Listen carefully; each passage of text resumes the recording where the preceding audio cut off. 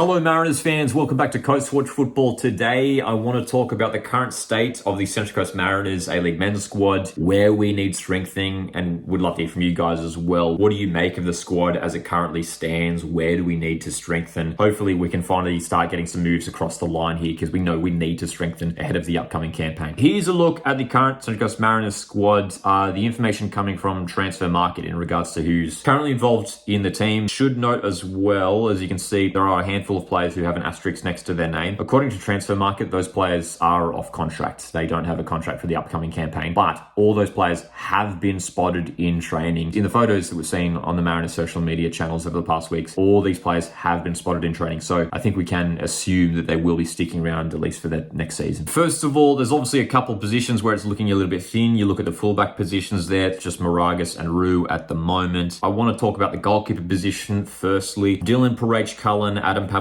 and Jaya Janovic in there as well. Three relatively young goalkeepers. Parach-Cullen, personally, I'm happy with him being that first choice goalkeeper going forward. Of course, we have to acknowledge all this talk surrounding Andrew Redmayne. It seemed that the signing of Andrew Redmayne was imminent. Nothing has been officially announced yet, but it will be an interesting one. If Redmayne is signed by the club, what happens then, with Parach-Cullen, Pavlicic? Is Dylan Parach-Cullen going to be sitting on the bench? Could that affect his development? He had a decent season, Parach-Cullen. In his second year, he'll get even better. But, that might see someone like Adam Pavlicic sitting as third choice goalkeeper, and I'm sure he won't be happy with that as well. So it is a fascinating one in regards to what will happen in the goalkeeper position there if Mariners do go ahead and sign Andrew Redmayne. Look, I wouldn't mind it. I think it would be a smart piece of business for Mariners to bring in Andrew Redmayne. He was sitting on the bench at Sydney FC for much of last season. I think he is still a top goalkeeper, so I think it would be a good move, but I'd still be happy if Parach-Cullen was number one for the Mariners. Let's talk about the centre-back positions. Sainsbury, Harrington, Paul, Paragali as well coming in from the academy side. Nathan Paul is an interesting one because he hasn't been re-signed for the upcoming campaign, but again, spotted in training photos. And he's, I think, especially out of all these players, is one that I really want to make sure we see locked down for the upcoming campaign. Nathan Paul, I think he's a player who's going to continue to progress. And I could see Nathan Paul having a similar progression to Kai Rolls. You might remember when Kai Rolls arrived at the Mariners from Brisbane Roar, he wasn't necessarily, one of the league's top defenders. He was young, he was still developing. He was part of some of the Mariners teams that really struggled back in the late 2010s. But Nathan Paul, I think, is going to get better and better with each season. I thought he was pretty solid last campaign, and I could see him, with the departure of Caltac, being one of Mariners' first choice starting centre-backs, playing in that left centre-back position. Obviously, Sainsbury, we know he's out with injury. We've got Harrington there as well. We saw Harrington play a little bit towards the end of last season at right back. Diesel Harrington, young defender. I think from the glimpses that we saw from him last season, I like what Diesel Harrington has to offer. Tall, strong defender, again, who is just going to keep getting better and better with regular game time. And Paragali as well, who's been putting in decent performances for the academy team. I would like to see us sign maybe one more experienced player there as well. I'm going to talk about towards the end of the video some options that Mariners could look to bring in. It does feel like maybe we need just at least one more experienced player, especially if,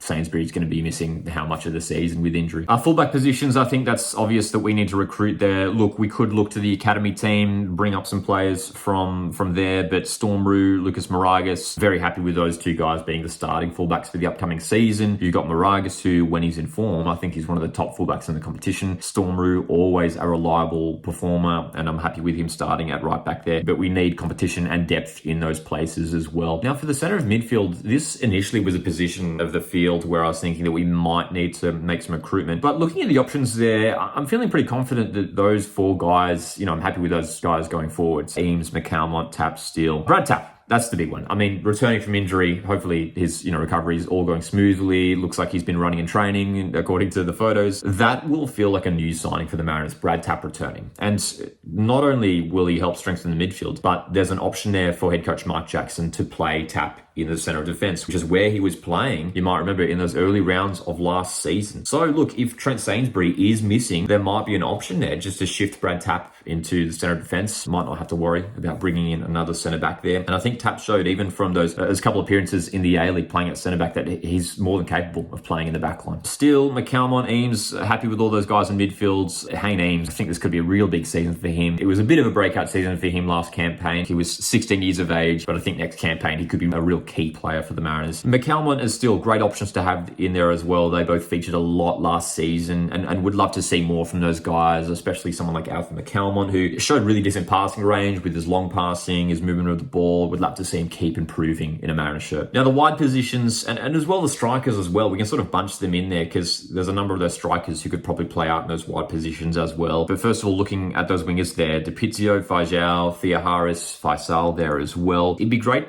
to sign another real top quality wide player there, obviously with the departure of Mikael Docker. We may not need to worry about that too much, especially if someone like, I'm looking at Victor Fejao, who I think can go up to another level. He had limited minutes last season. He was coming off the bench here and there. He started a few games towards the end of the season. Really exciting player who I think has more to offer. And with that departure of Mikael Docker, I think there's a lot of pressure on Fejao to really perform here for the Central Coast Mariners. So I'm expecting a lot for him. I'm really excited for someone like Abdul Faisal and what he's going to offer in his second season for the Mariners. And as well, we should acknowledge that Faisal did arrive mid-season, but I think he'll perform better this season with a full preseason under his belt with the club, and he could be a real, breakout player for the Mariners this year as well. Strikers, as we know, we've lost Ali Kowal, but we've got Edmondson, Duarte there, and that left striker position, these are sort of more, I view them more as like attacking midfielders. Edmondson, Duarte, again, need Edmondson to step up with the departure of Kowal. Would love to see us sign another striker here. I think that's obvious. We just struggled for goals. And as well with injuries, we just looked so thin. I am excited about those youngsters there as well. Duarte, DeLima, Brantman, Sandbrook as well coming through. These young players who have a lot of potential, but they need that experience there to help guide them through. Edmondson is still relatively young, so I would like to see us sign a more experienced, proven quality striker there just to help guide those young players through as well. So here I've highlighted a few remaining free agents that the Mariners could look at in this transfer window. Obviously, it's disappointing that we haven't been able to make any moves yet in the transfer window. There's not too many, top quality free agents remaining. So here's a few Australian players on the free agent market at the moment who, as far as I'm aware, don't have a club at the moment for the upcoming campaign that Mariners may well look to bring in. First of all, as we talked about, Andrew Redmayne, 36 years of age, goalkeeper. That's the one that I think we're all expecting to happen. Hasn't been announced yet. Bruno Fornaroli, very curious to see what you guys think of this one. 37 years of age now, the striker who was previously at Melbourne Victory and of course has spent time at Perth Glory in Melbourne City. There was some talk a couple months ago that Mariners were keen on Bruno Fornaroli. Apparently he has had offers from A-League clubs, and I think that would be a decent move for the Mariners. 37 years of age, he's going to provide that experience that I was talking about that maybe we need. Ivan Vujica is another player who we could look at, and I'm surprised that another A-League club hasn't snapped him up yet. He's been really decent for MacArthur SC in past seasons, has spent time at Newcastle Jets, Western United. 28 years of age now. Left back would provide decent competition there for Lucas Moragas. But another fullback that I'd love to see Mariners go for is Scott Galloway. You might remember he did spend time at the Mariners a number of years ago back in the 16-17 season. 30 years of age, left back, but can also play at right back. So that might be a smart move from the Mariners, knowing that we don't necessarily have the funds to bring loads and loads of players in. It might be a smart move for the Mariners to bring in someone like Scott Galloway. He's a proven A-League player, has so much experience in the competition, versatile, can play in that left back role, right back role, fill in if Storm Rue or Lucas Moragas is out, and has been at the club as well. So that's one that I think I'd certainly be keen to see Mariners move on. And the last option is Stefan Kolikovsky, striker, 25 years of age. Unfortunately, he missed a lot of the last A-League season due to injury. He was at Wellington Phoenix, previously Perth Glory, previously at Melbourne City, won the A-League championship with Melbourne City a few years back as well. And I think Mariners could give him a fresh start here. Hopefully he overcomes his injury troubles and he could really elevate his game at Central Coast Mariners. But look, you've got a couple of options there. You could go for Bruno Fornaroli, who's obviously in his 30s, brings up A-League experience. Stefan Kolikovsky, has spent now a few years in the A-League, 25 years of age now. I think we do need to sign some, players above the age of 23, bring in some experience there. So Kolikovsky is another option in that forward position. How are you feeling about the current Mariners squad? What positions do we need to recruit in? Let me know your thoughts in the comment section. Join the discussion and stay subscribed for more Mariners content right here on the channel. My name's Lockie. Hit the like button on the way out, and I'll see you in the next one.